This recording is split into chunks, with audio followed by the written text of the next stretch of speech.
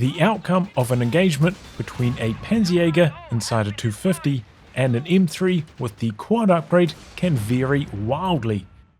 In this video, I will be explaining what you can do to swing the result in your favor, mainly from the perspective of the DAC player. First, remember to put your Panzerjagers onto focus vehicles, because if the AT rifles are wasting shots at infantry, you won't stand a chance. To accomplish this, select the 250, then press Tab to select the Panzerjagers inside and press D. Then Tab again to reselect the transport. You can also turn on focus vehicles on the Panzerjagers when they are outside of the 250, and that setting will remain after they jump back inside. The next thing is getting the Combat Halftracks upgrade. This grants extra health and armor to the 250. Without it, you can usually only get one volley of AT rifle shots off before the 250 dies. But with it, the 250 has a decent chance of surviving the whole engagement. Given the vastly different outcomes from this upgrade alone, as the US player, you want to check if they have this upgrade so you can plan on how to react. But this doesn't work because if you select the half-track while it has a unit inside, you cannot see its health or armor values, so this hides the upgrade. Obviously, the other two health boosting upgrades can help as well, but they typically get upgraded quite a lot later on, which makes them less relevant in this matchup.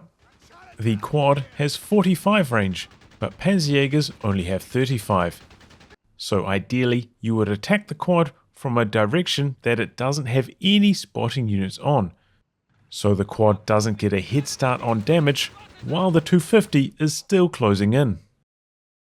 The quad has 1.25 penetration at far range and 2.5 at near. Try to keep the frontal armor facing towards the quad.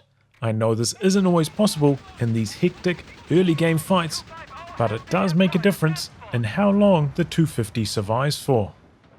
The vanilla 250 doesn't survive for long at close range.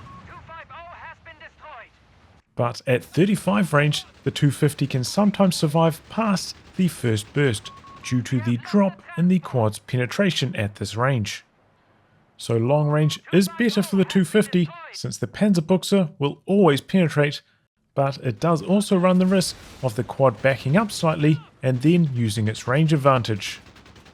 Try poking by driving forwards, letting the AT rifle shoot, then scooting back behind some kind of blocker to interrupt the quad from firing back while the Panzerjagers are reloading.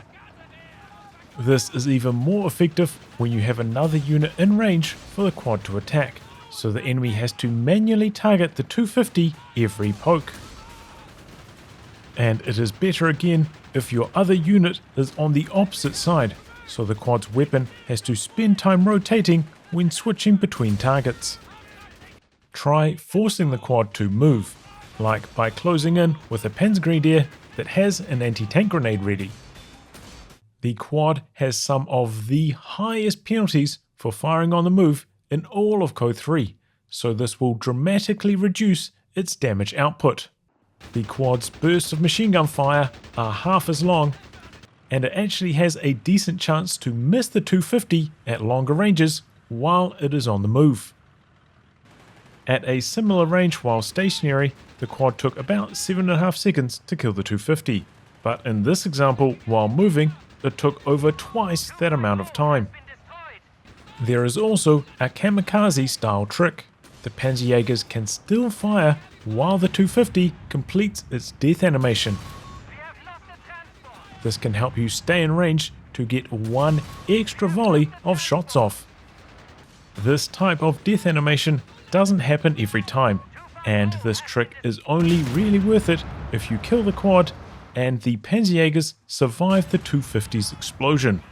High risk, high reward. With vehicle survival upgraded, you can smoke on the 250, jump the Panzerjagers out, and attack ground the quad from inside of the smoke. Because the quad doesn't have attack ground, it cannot return fire. though I could only imagine this being successful for one volley when the quad has engine damage, otherwise it will simply drive away. As the US player, try using the Vet 1 ability button. When the 250 is at relatively long range, the minus 50% vision debuff from button seems to stop the Panzerjagers inside from firing, though the Panzerjagers can fire during button when the 250 is up close. As the DAC player, this is confusing when you are on the receiving end of it, because the 250 itself can still see the quad. Somehow the vision debuff is only working on the squad inside. Finally, in the Panzerjager Kommand Battlegroup, you can activate crew shock tactics on the Panzerjagers, then jump them inside the 250 and go hunting. The slow from this makes the 250 nearly impossible to escape. Though be aware this has a 25-second duration, so you often have to activate this quite close to the enemy, which can be challenging to set up. The slow also makes it way easier to get hits on moving vehicles with the grenade launcher that is also available in this battle group. Now that we have covered this matchup in depth, hopefully you can see opportunities to apply these principles and tactics to other vehicle fights in Code 3. I also want to know if you guys have any tips for this matchup that I missed in this video. Make sure to leave them in the comments below. A big thank you to all of my Patreon backers, and if you want to help the continued production of videos like this, I hope you consider coming on board.